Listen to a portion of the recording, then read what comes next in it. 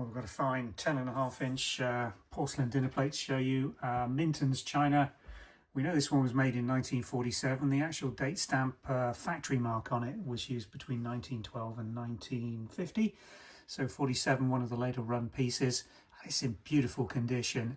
Cheviot was made in green and white and blue and white, and this is the powder blue.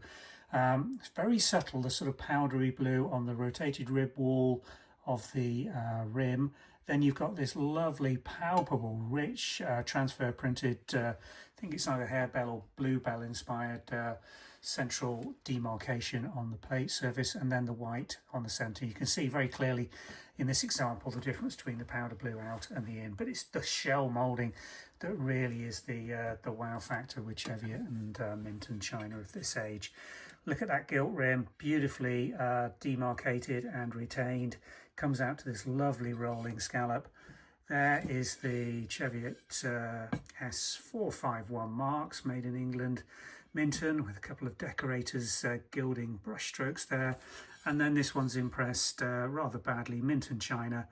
Would have had a month in front of that, and then 47 for the year, you can just make out there. In fine condition, rare dinner plate indeed.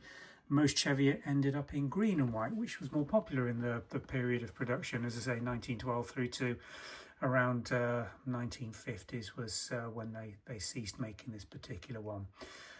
So a rare beast indeed. We have got some smaller large sides or small desserts available, some spare saucers, a very rare trio in the same colour combination, and a lidded sugar bowl, which is never seen one of those on any other website before, so a rare piece of china indeed. Pop on the link below, take you to the website listing for this particular dinner plate, and the other pieces, if you'd like to search on Minton Cheviot, should pull current catalogue listings for the website. Thanks for watching.